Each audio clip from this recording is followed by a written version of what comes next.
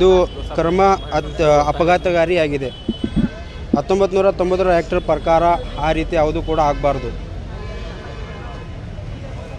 ಇದು ಮಸ್ಜಿದ್ ಮಂದಿರ್ ಅಂತ ಇದು ಒಂದು ರಾಜಕೀಯ ತಂತ್ರವಾಗಿ ಇದು ಜ್ಞಾನಪಿ ಮಸ್ಜಿದನ್ನು ಇಶ್ಯೂ ಮಾಡಿದ್ದಾರೆ.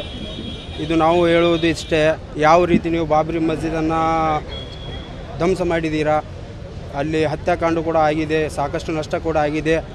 ಇನ್ನು ಮುಂದೆ ನಾವು ಆ ಹಾದಿಯಲ್ಲಿ ನಾವು ಹೋಗಲಿಕ್ಕೆ ಬಿಡೋದಿಲ್ಲ. ಕಾನೂನಾತ್ಮಕ ನಾವು ಹೋರಾಟವನ್ನು ಮಾಡಿ ಜ್ಞಾನಪಿ ಮಸ್ಜಿದನ್ನು ನಾವು ಉಳಿಸ್ಕೋತೀವಿ. 1991 ಆ್ಯಕ್ಟಿನ ಪ್ರಕಾರ ಸಂವಿಧಾನ ಎಲ್ಲ ಪ್ರಾರ್ಥನಾ ಮಂದಿರ ಆಗಿರ್ಬೋದು, ಮಸ್ಜಿದ್ ಆಗಿರ್ಬೋದು, ಚರ್ಚ್ ಆಗಿರ್ಬೋದು, ಗುರುದ್ವಾರ ಆಗಿರ್ಬೋದು, ಇದರಿಗೆಲ್ಲ ರಕ್ಷಣೆ ಕೊಡಬೇಕಂತ ನಾವು ಆಗ್ರಹಿಸುತ್ತೇವೆ. 1991 ಆ್ಯಕ್ಟ್ ಏನು ಹೇಳ್ತಿದೆ, ಆ ಆ್ಯಕ್ಟ್ ಆಗೋಂಗಿಂತ ಮುಂಚೆ ಬಾಬ್ರಿ ಮಸ್ಜಿದ್ ಭಾಳಷ್ಟು ನಷ್ಟವಾಯಿತು.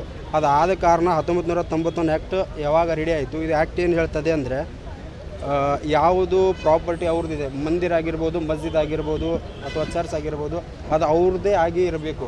ಅದರೊಳಗೆ ಕಿತ್ತಾಕುವುದು, ಅದು ನಮ್ಮದು ನಿಮ್ಮದು ಅಂತ ಈ ರೀತಿ ಭೇದ ಭಾವ ಬರಬಾರ್ದಂತ ಈ ಆ್ಯಕ್ಟ್ ಹೇಳ್ತದೆ. ಇವಾಗಿನ ರಾಜಕೀಯ ತಂತ್ರಕ್ಕಾಗಿ ಇದನ್ನೆಲ್ಲ ಹಿಂದೂ ಮುಸ್ಲಿಂ ಮಾಡಲಿಕ್ಕೆ ತನ್ನ ರಾಜಕೀಯ ಲಾಭಕ್ಕಾಗಿ ಈ ರೀತಿಯನ್ನು ಇಂಪ್ಲಿಮೆಂಟ್ ಮಾಡ್ತಾ ಇದ್ದಾರೆ.